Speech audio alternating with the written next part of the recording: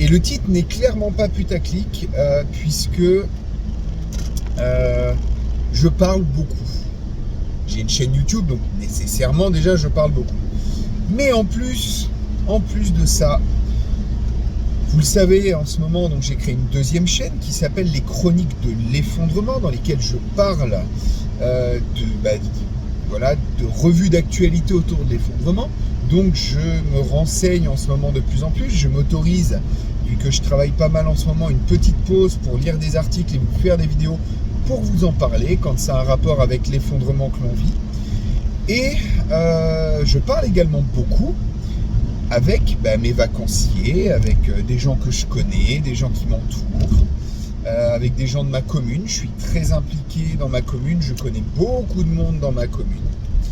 Et je parle également, de par le fait que j'ai une épicerie de produits locaux, je parle avec beaucoup de producteurs, je parle avec beaucoup de gens qui font des marchés, je parle avec d'autres acteurs du tourisme, d'autres chefs d'entreprise.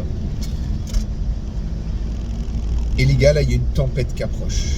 Une véritable tempête. Pas une tempête de vent, calme-toi.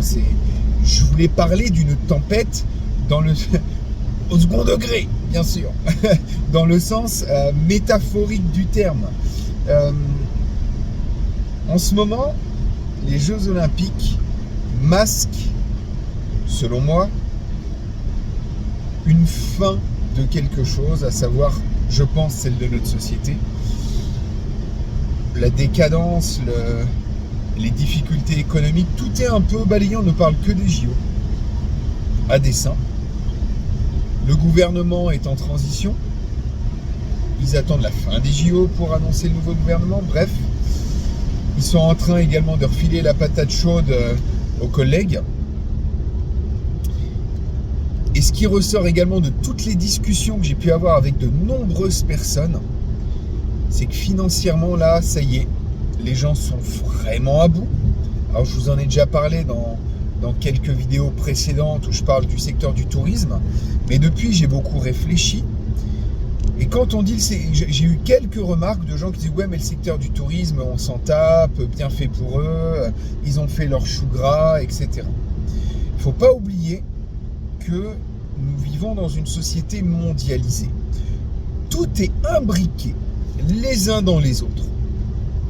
Et lorsqu'un secteur souffre, en réalité, tous les autres secteurs souffrent.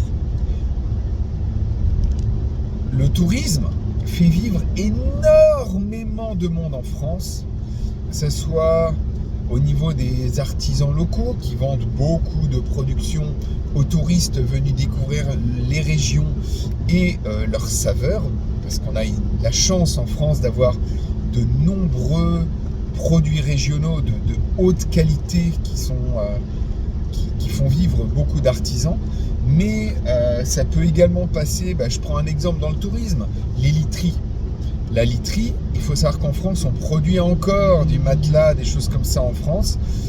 Et on produit beaucoup de choses en France qui servent dans le secteur du tourisme. Moi, je pourrais vous en parler pendant longtemps, mais le tourisme, moi, j'achète des trucs pour le camping dans plein d'endroits différents. Je fais, à ma petite échelle, vivre de nombreux secteurs. Et aujourd'hui, qu'est-ce qu'on voit ? Que le tourisme est en berne. Les gens qui louent sur Airbnb, qui comptaient sur ça pour gagner un petit peu d'argent, ne le font pas puisque le tourisme est en berne. Ces gens ne dépenseront pas dans d'autres secteurs. Les gens qui n'apportent pas d'argent au tourisme, le tourisme ne les dépenseront pas dans d'autres secteurs, etc., etc. Bref, tous les secteurs sont impactés. Et quand on voit, par rapport à l'année dernière, la division par 2, quasiment, des rentrées financières du tourisme,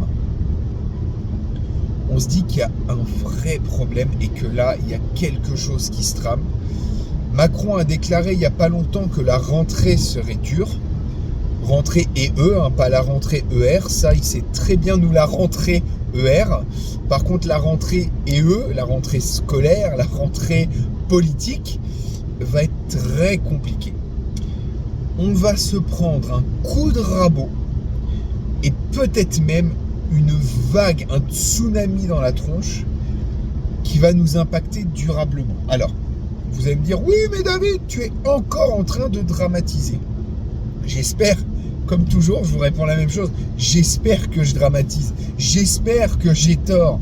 Mais jusque-là, globalement, j'ai quand même plutôt eu raison. Et là, ce qui est en train de se passer, c'est que là, je suis en train de vous annoncer une rentrée qui va être très, très, très impactante pour nombre d'entre nous qui avons déjà des soucis financiers. Et donc, cette rentrée va être excessivement compliquée, je pense. Traditionnellement, la rentrée est difficile pour beaucoup de gens. Alors oui, il y a l'allocation rentrée scolaire et tous ceux qui s'indignent sur « Oh là là, il y en a, ils achètent des télés avec, etc. » Il y a forcément des personnes qui font ça. Mais globalement, je pense que les gens dépensent cet argent pour les activités des enfants. À la rentrée, il faut payer les activités des enfants, hein. Celles des adultes aussi. Moi, je vais probablement, par exemple, me réinscrire à la natation à la rentrée parce que ça me manque vraiment beaucoup. J'ai ma fille qui démarre le tir sportif à la rentrée. J'ai le fiston qui va démarrer, il voulait faire de la gymnastique, donc il va démarrer la gymnastique à la rentrée.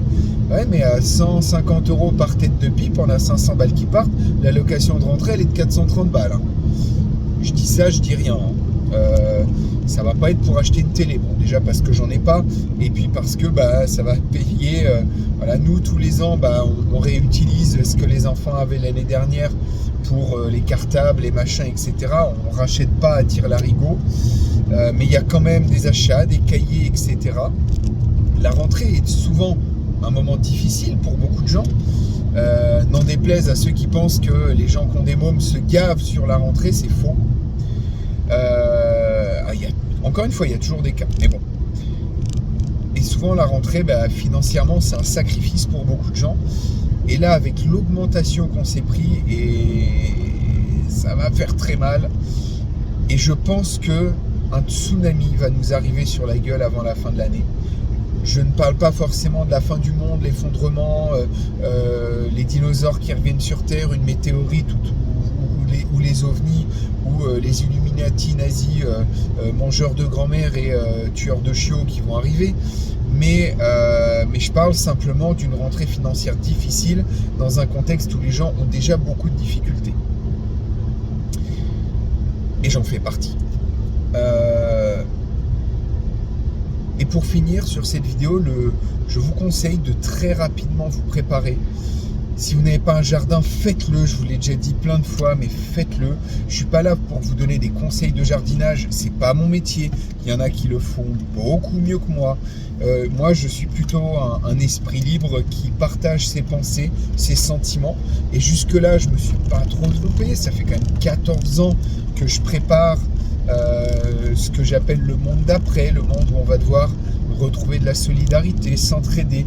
On travaille de plus en plus avec d'autres personnes pour essayer d'être un petit peu plus libre, un petit peu plus autonome et se rendre moins dépendant de la société, on va dire, marchande, pas de la société tout court. On est obligé de faire société. Et là, croyez-moi, ces dernières années, je vous ai dit, préparez-vous. Et là, il est d'autant plus temps de se préparer. Faites des stocks. Au mieux, ça vous servira si vraiment les lendemains sont difficiles. Si vous avez un peu d'argent de côté. Si vous n'en avez pas beaucoup d'argent de côté, faites quand même des petits stocks de pâtes, de riz, de choses pas trop chères. Et achetez un bouquin sur les plantes sauvages comestibles et vous pourrez complémenter vos pâtes avec des plantes sauvages comestibles pour donner un petit peu de goût, pour donner des nutriments que vous ne trouverez pas dans vos pâtes, etc. Si vous avez plus de moyens financiers, il est temps de faire des stocks de nourriture de bonne qualité, des graines, de développer votre jardin, d'acheter des outils qui vous seront nécessaires demain. Mais là, clairement, je suis vraiment pas optimiste sur la suite des événements, sur la fin de l'année. Après les JO, je sens qu'on va morfler. Je suis pas là non plus pour vous alarmer, pour vous faire peur. c'est pas mon rôle. Pour ça, j'ai ma revue d'actualité, les chroniques de l'effondrement, qui est très bien, hein, dans la dose de mauvaises nouvelles.